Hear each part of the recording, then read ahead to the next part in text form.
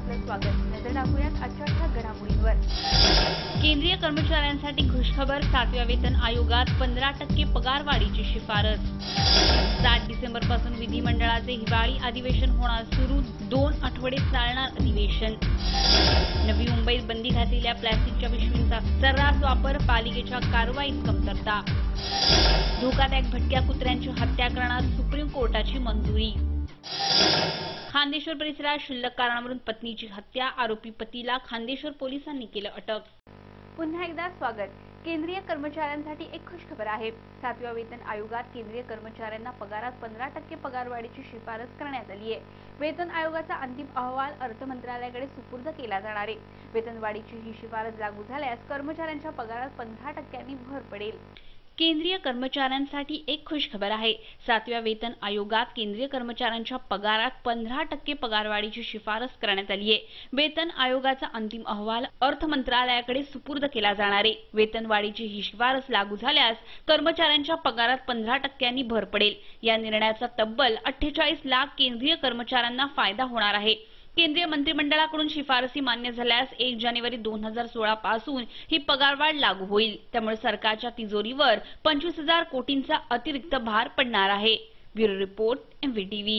खांदेश्वर चळवली गावात राहणाऱ्या एका तरुणाने आपल्या पत्नीची हत्या केली आहे। घरगुती कारणावरून ही हत्या करण्यात आली असून या प्रकरणी खांदेश्वर पोलिसांनी व्यवसायाने रिक्षा चालक असलेल्या तरुणाला अटक केली आहे।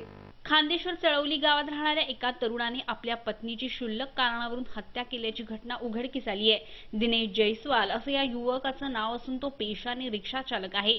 आपल्या मुलाला दूध देत नाही या क्षुल्लक कारणावरून त्याने सायकलचा स्टँड, घरातील लाटणं व हाताचा कोपरा मारून तिची हत्या केली।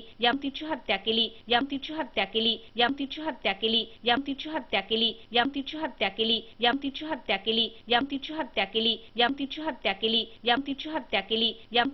केली। त्या 1.5 महिन्याच्या मुलीला रात्री भूक लागल्यानंतर या गोमतीनं, त्याच्या पत्नीनं दूध पाजलं नाही यावरून दोघांची मध्यरात्री भांडणं झाली आणि त्या भांडणातून या दिनेशनं गोमतीला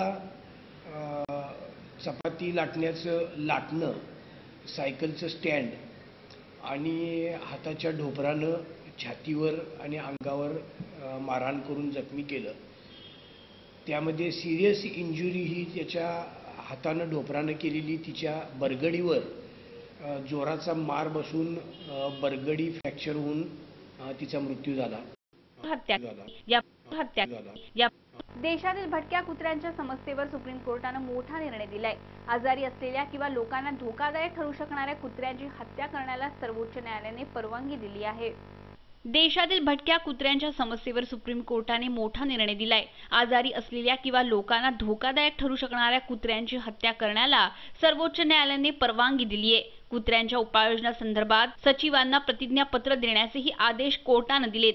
भटक्या कुत्र्यांनी चावा घेऊन काही जणांचा मृत्यू झाल्याच्या अनेक घटना समोर आल्या आहेत।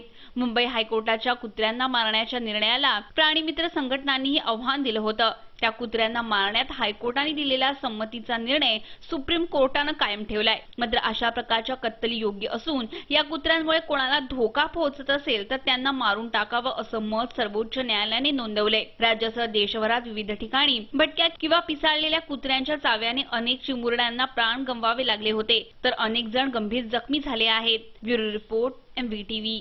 नागपूर येथे होणाऱ्या विधिमंडळ अधिवेशनाचं कामकाज 7 ते 23 डिसेंबर या कालावधीत चालवण्यात येणार आहे। मंगळवारी विधिमंडळ कामकाज समितीच्या बैठकीत कामकाजाचे दिवस ठरवण्यात आले।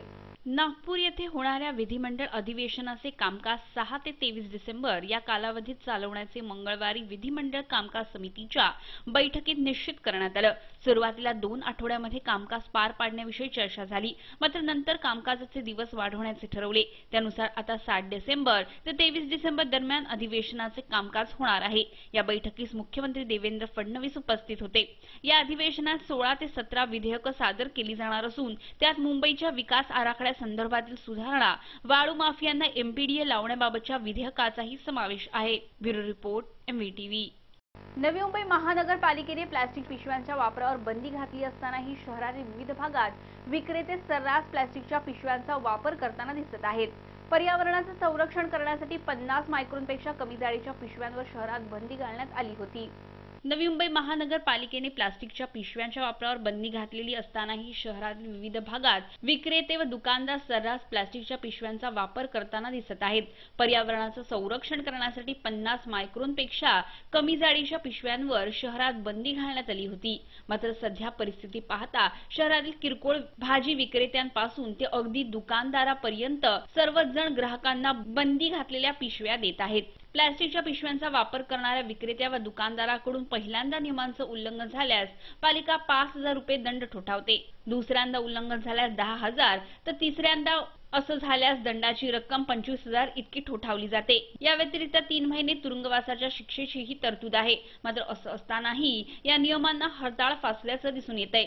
सुप्रीम कोर्टानं 50 मायक्रॉनपेक्षा कमी जाडीच्या प्लास्टिकच्या पिशव्यांवर बंदीचे आदेश दिले आहेत। या प्लास्टिकच्या पिशव्यांचं सहजासहजी विघटन होत नसल्याने त्यामुळे पर्यावरणाचा ऱ्हास होण्याची शक्यता आहे। मात्र पालिकेच्या कारवाईत त्रुटी राहत असल्याने शहरात सर्रास प्लास्टिकच्या पिशव्यांचा वापर होताना दिसत आहे। Bureau report, MVTV।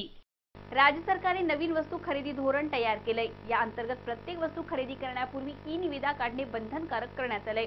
शासकीय विभागासाठी कार्यालयीन खरेदीसाठी कार्यपद्धतीच्या नियमावली संदर्भात राज्य सरकारने 30 ऑक्टोबरला अधिसूचना काढली आहे। राज्य सरकारने नवीन वस्तू खरेदी धोरण तयार केलंय। या अंतर्गत प्रत्येक वस्तू खरेदी करण्यापूर्वी ई-निविदा काढणे बंधनकारक करण्यात आले। शासकीय विभागासाठी कार्यालयीन खरेदीसाठी कार्यपद्धतीच्या नियमावली संदर्भात राज्य सरकारने 30 ऑक्टोबरला अधिसूचना काढली आहे। प्रत्येक वस्तू खरेदी करण्यापूर्वी नव्या धोरणात नमूद करण्यात आलेल्या सर्व प्रक्रिया पार पाडणे बंधनकारक करण्यात आले। तसेच भ्रष्टाचाराला आळा बसावा म्हणून आर्थिक बंधने घालण्यात आली। या धोरणाअंतर्गत 5,000 रुपयांपर्यंत दर असलेल्या वस्तू एका वर्षात कमाल 50,000 रुपयांपर्यंतच घेता येतील। तसंच वस्तूचे दर 3 लाख ते 1 कोटी रुपयांपर्यंत जात असतील तर दरपत्रक मागवणे बंधनकारक असेल।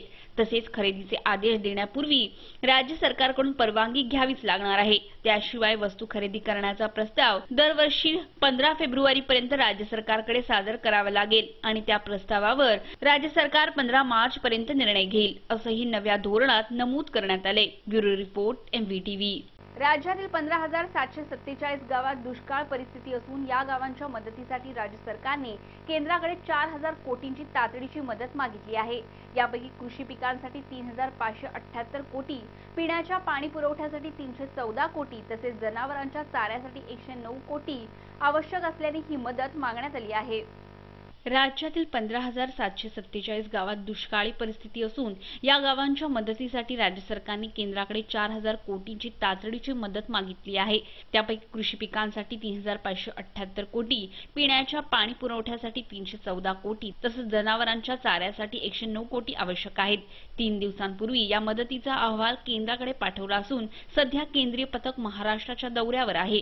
ते दुष्काळ जाहीर केलेल्या भागाची पाहणी करणार असून त्यानंतर 15 दिवसात बैठक घेऊन मदतीचा निर्णय घेतला जाईल, अशी माहिती महसूल मंत्री एकनाथ खडसे यांनी दिली आहे। Bureau report, MVTV। रेल्वेने दुसऱ्या दर्जाच्या तिकीट दरात वाढ केली आहे। या तिकिटाचे किमान दर 5 रुपयावरून 10 रुपये करण्यात आलेत। प्रवासी भाड्यातील ही वाढ फक्त सर्वसाधारण तिकिटासाठीच करण्यात आली आहे। वाढलेले हे तिकीट दर लोकल ट्रेनसाठी लागू होणार नाहीत, त्यामुळे फुकट्या प्रवाशांनाही चाप बसणार आहे। रेल्वेनं दुसऱ्या दर्जाच्या तिकीट दरात वाढ केली आहे। या तिकिटाचे किमान दर 5 रुपयावरून 10 रुपये करण्यात आलेत। प्रवासी भाड्यातली ही वाढ फक्त सर्वसाधारण तिकिटासाठीच झाली आहे।